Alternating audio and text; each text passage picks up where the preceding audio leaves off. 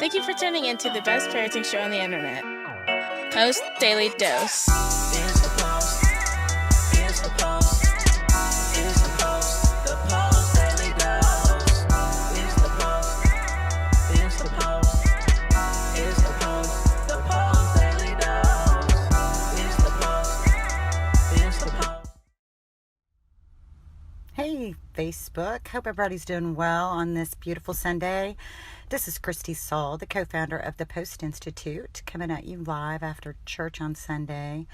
I just felt really moved today in church. So there was a little message that came through to me in our service that just, I just felt like I really needed to speak to you guys about this. Hey, Kirsten. Hope you and Stefan and your children are doing great today. I see your son popping up in my social media now and then, and I just love that. I saw him liking a video with Brian the other day, and it just makes me so happy that some of your kids tune in. And I know sometimes, well, we talk on an adult level, but we're kid friendly, right? We love kids, and so we love on your babies too as we get to know him.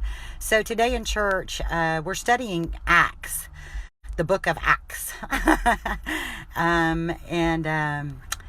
We were talking, the service was about, it was the story about Peter and Paul, I believe, and the persecution that they received. Hey, Julia.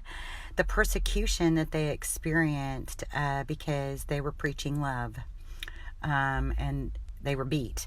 And they came back after being beat and bragged about being beaten because they felt like that shows that we're a threat to the establishment because we're preaching love and we're being ridiculed and beaten for this. And so that just means we need to do more of it.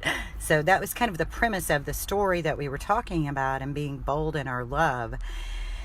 And something just spoke to me as I was sitting there, and it reminded me of how oftentimes we say our adopted child, our foster child, our stepchild, and we use these categories,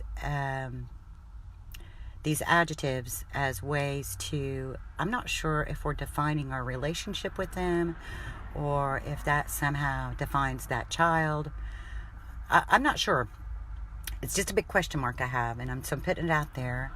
And what I want to say to that is I just want to speak to the importance of publicly claiming your child and loving them, and how you view your child will set the tone for how everybody else will view your child. And so as an example, if you're in the grocery store and your child is struggling behaviorally and you have an attitude of disowning them or feeling ashamed of them, versus an energy that says, I got this, I understand, he's just struggling, he's stressed out, this is a very stimulating environment, whatever, however you're thinking in your mind, as opposed to this is a bad kid and I'm embarrassed of how they're behaving. And when we do that, what we're really doing in that energetically is we're protecting ourselves. We're trying to insulate ourselves from the judgment of the world by creating this sort of like, I'm as embarrassed of this child as you are sort of energy. And how hurtful, that's so hurtful to our children.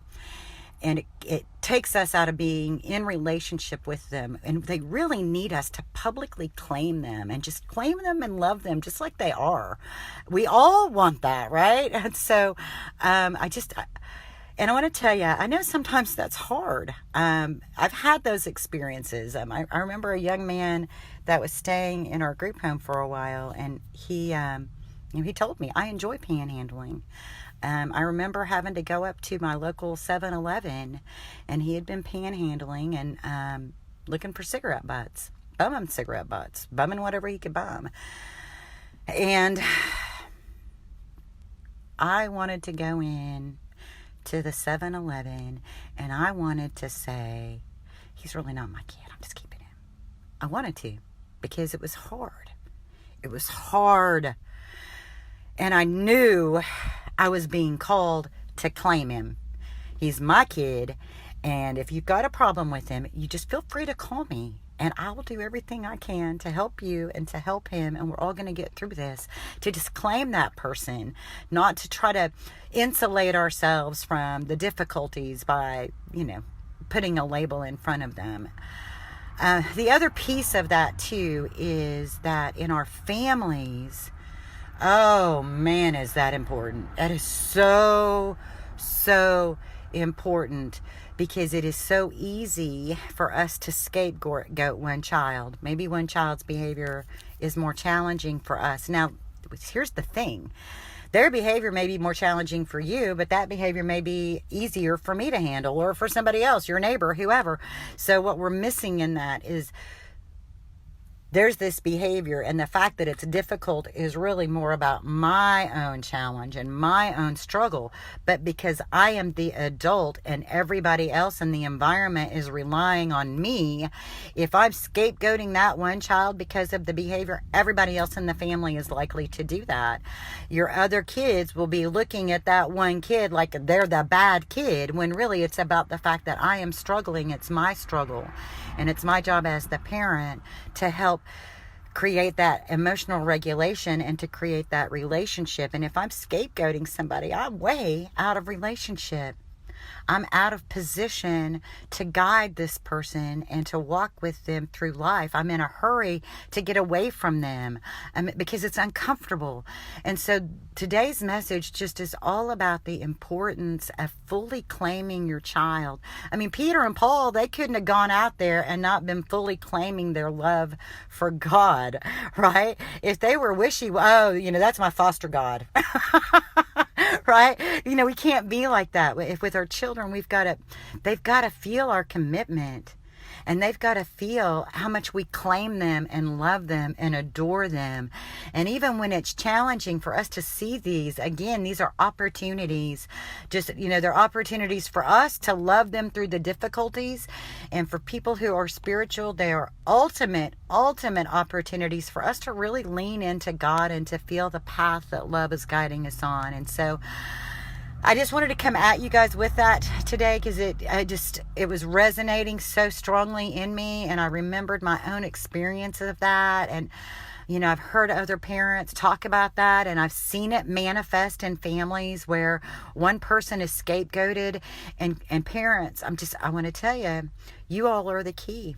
You set the tone, and how you view a situation. If you walk into the IEP and you're like, I don't even like my child and I don't know what to do and they're a bad person, and then the school is very likely going to take on that same energy. And so loving them as your own is so needed. Yes, Julia. I mean, you brought them in as your own. You wanted a child. They're your child. Not your adopted child, not your foster child, not your stepchild. They are your child. So I'm going to close with that. I love you guys. I want to go ahead and finish up reading these comments. We should allow kids to express their feelings and speak out. Never put a stop or shun them from their communication. Communicating their thoughts and ideas. It's good to listen and understand. Yes, they do. God bless you too. All right, you guys. I hope you enjoy the rest of your Sunday. Thank you for your comments. Thanks for following our page. Love those babies. Love them in a way that they feel it and they can see it. I know sometimes you feel like your love is rebuffed, but it's going to soak in. They may be hard shells. Those hard shells are there for a reason. They served a purpose. Those hard shells may have been what helped your babies survive, and so and yours may have too. So I'm just asking you to lower those walls and just lead your family, love your babies, and help the world love them too. Y'all take care.